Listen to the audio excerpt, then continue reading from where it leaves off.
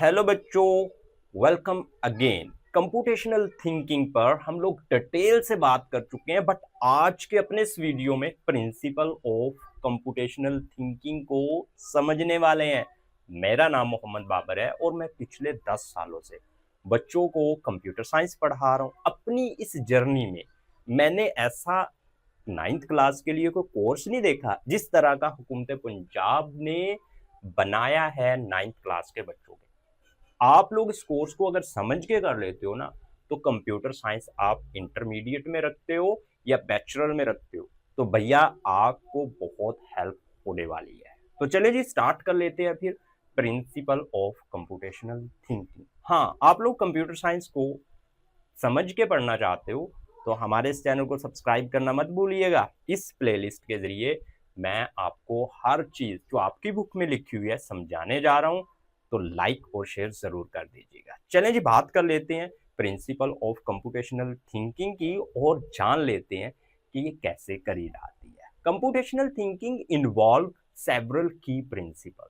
कहता है computational thinking में बहुत से जो की प्रिंसिपल हैं वो इन्वॉल्व हैं डेट गाइड द प्रोसेस, जो कि तरीकाकार की रहनुमाई करते हैं of problem solving in a structured manner में मसले के हल के प्रोसेस की गाइड करते हैं। यानी यहां से आपको ये पता चला कि जो प्रिंसिपल है ना, वो गाइड करेंगे, किसकी गाइड करेंगे, मसले के हल के, जो कि स्ट्रक्चर्ड मैनर में होगा।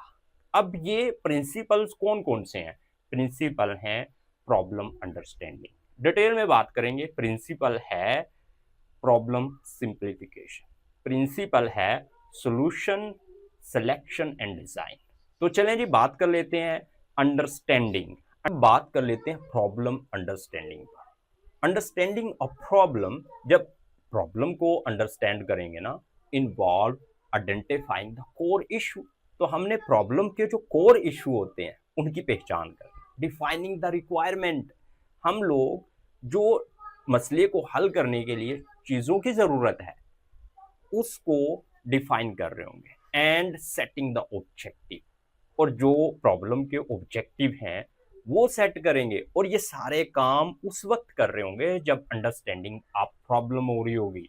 Understanding the problem is the first, जो अंडरस्टैंडिंग ऑफ प्रॉब्लम है वो फर्स्ट प्रिंसिपल है and most important step in problem solving.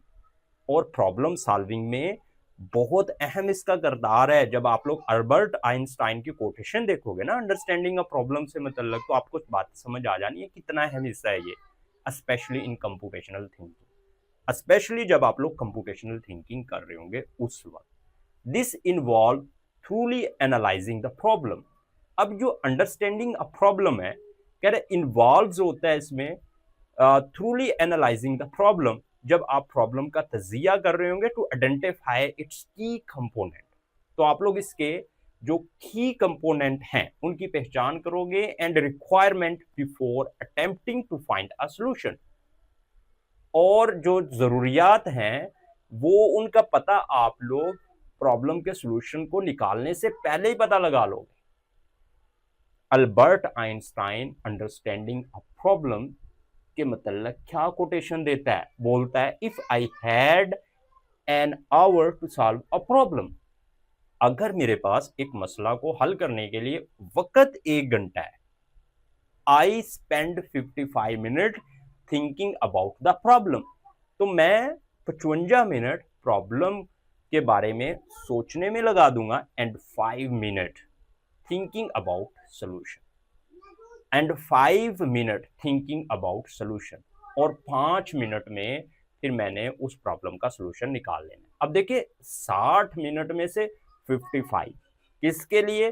Understanding of problem के लिए। कितनी अहम है अंडरस्टैंडिंग ऑफ प्रॉब्लम? अगर कर लेते हो तो क्या फायदा होने वाला है, यानी इंपॉर्टेंस ऑफ प्रॉब्लम अंडरस्टैंडिंग, इसको आपने समझना है। इससे क्या होता है कि क्लैरिटी एंड फोकस बढ़ जाता है।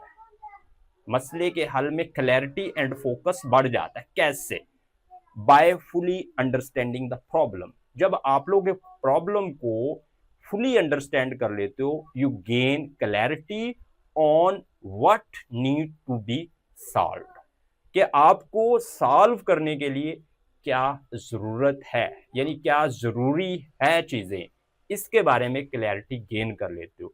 दिस हेल्प यू फोकस, और फिर जब क्लैरिटी आ जाती है तो ये हेल्प करती है आपको फोकस करने में ऑन द राइट एस्पेक्ट, जो राइट पहलू है उसकी तरफ, without getting distracted by irrelevant information.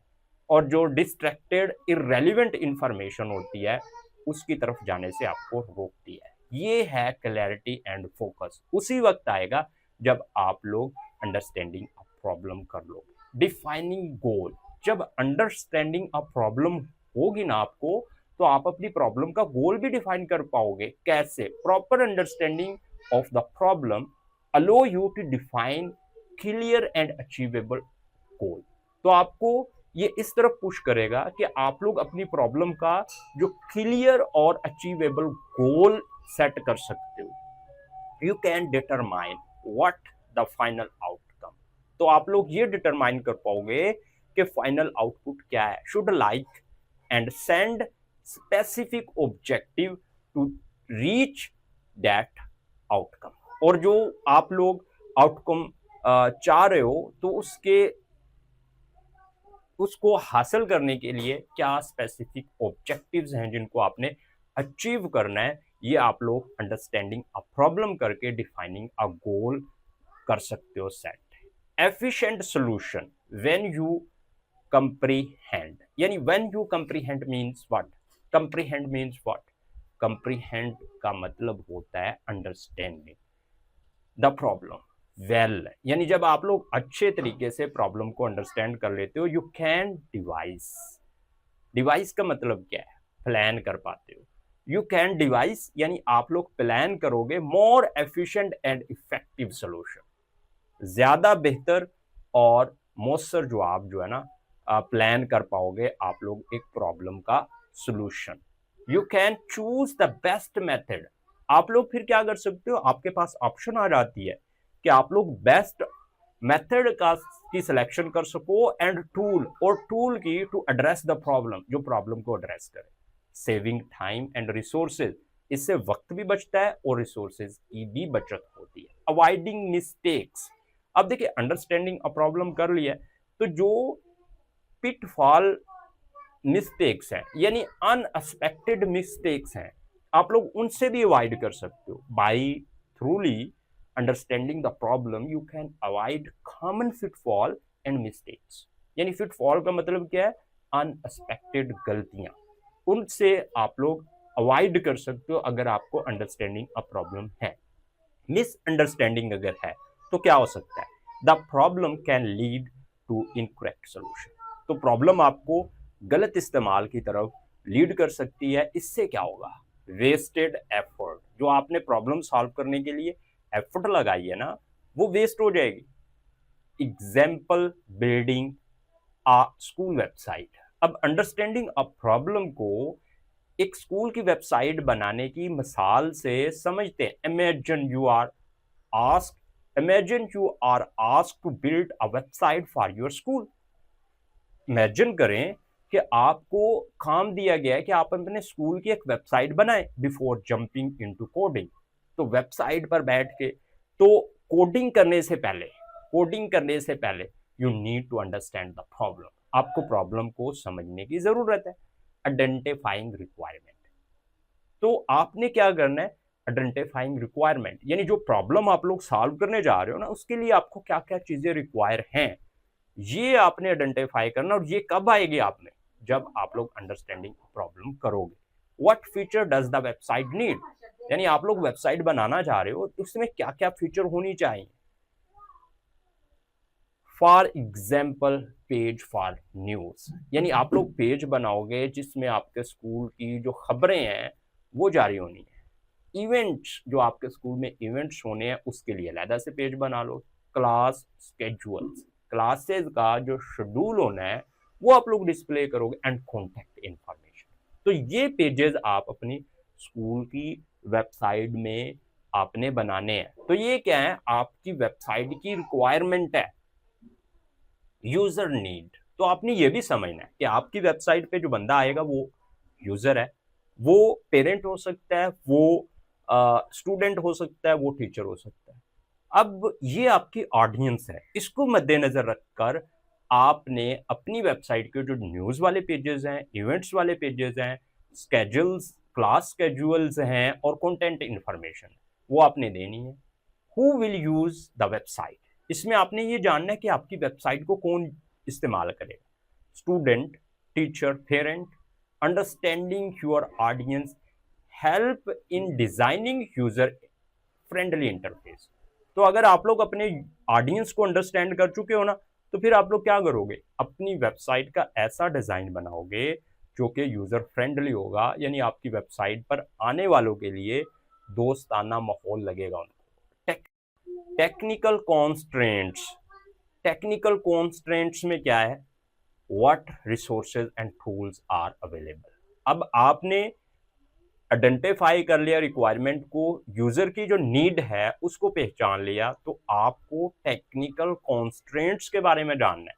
What resources and tools are available, तो क्या आपके पास रिसोर्सेज हैं और कौन सा टूल है। Do you have access to a website server, क्या आप, do you have access to a server, क्या आप सर्वर की एक्सेस है आपके पास, एंड द नेसेसरी सॉफ्टवेयर, और एक वेबसाइट बनाने के लिए जो जरूरी सॉफ्टवेयर है क्या वो आपके पास मौजूद है। ये सारा आप लोग उस वक्त कर रहे होंगे जब अंडरस्टैंडिंग द प्रॉब्लम कर रहे होंगे। बाय अंडरस्टैंडिंग दीज एस्पेक्ट, अगर आप लोग ये वाले एस्पेक्ट अंडरस्टैंड कर लेते हो, यू कैन प्लान, आप प्लान कर सकते हो, एंड बिल्ड, और बना सकते हो a website that meet the need of your school community, जो कि आपकी स्कूल कम्युनिटी की जरूरियात पूरी कर सकती है। आप लोग ऐसी वेबसाइट फिर बना पाओगे। Always take time to thoroughly understand a problem before starting to solve it। कह रहा है कि हमेशा किसी प्रॉब्लम को सॉल्व करने के लिए जल्दी ना करें, टाइम ले लें भाई, जितना लेना है उसको समझे। Ask questions, gather information and clarify any doubts. Question करें, इंफॉर्मेशन गैदर करें, और अगर कोई डाउट है तो उसको क्लैरिफाई करें। This this foundation step will lead to better and more efficient solution, और ये स्टेप आपको पुश करेगा बेहतरीन और ज्यादा एफिशिएंट सॉल्यूशन की तरफ। अब बात कर लेते हैं प्रॉब्लम सिंप्लीफिकेशन, यानी आपके पास कॉम्प्लेक्स प्रॉब्लम है, आपने इसको सादा प्रॉब्लम्स में कैसे बदलना है। कॉम्प्लेक्स प्रॉब्लम सादा प्रॉब्लम में उसी वक्त बदल पाती है जब उसके सब पार्ट्स बनाए जाते हैं, यानी उसको डिवाइड करा जाता है। Simplifying a problem involves breaking it down into smaller. कह रहा है कि सिंप्लीफाई का मतलब ये है कि आप एक प्रॉब्लम को छोटे हिस्सों में तकसीम कर दो, मोर मैनेजेबल एंड सब प्रॉब्लम, जो कि मोर मैनेजेबल बन जाते हैं और सब प्रॉब्लम्स बन जाते हैं। Example, to design a website, आप एक वेबसाइट बनाना चाहते हो, break down the task into designing the layout. तो आप एक वेबसाइट के जो टास्क हैं उनको डिवाइड कर दोगे, डिजाइनिंग द लेआउट, लेआउट को डिजाइन करने में। क्रिएटिंग कंटेंट, आप लोग कंटेंट यानी जो वेबसाइट पे आपने पिक्चर्स लगानी है, जो आपने इन्फो देनी है टेक्स्ट की सूरत में, ऑडियो की सूरत में, उस टेक्स्ट को बोलेंगे कंटेंट, और उसको क्रिएट करने का एक आप लोग बना लोगे। एंड कोडिंग द फंक्शनैलिटी, और एक सब प्रॉब्लम होगी कोडिंग द फंक्शनैलिटी, जिसमें आप लोग कोड करोगे कंप्यूटर की जबान में। तो ये चीजें, और अंडरस्टैंडिंग द, और प्रिंसिपल ऑफ कंप्यूटेशनल थिंकिंग का जो लास्ट स्टेप है आपकी बुक में वो है सॉल्यूशन सिलेक्शन एंड डिजाइन। अब सॉल्यूशन सिलेक्शन एंड डिजाइन करनी है, कैसे करनी है, चूजिंग द बेस्ट सॉल्यूशन।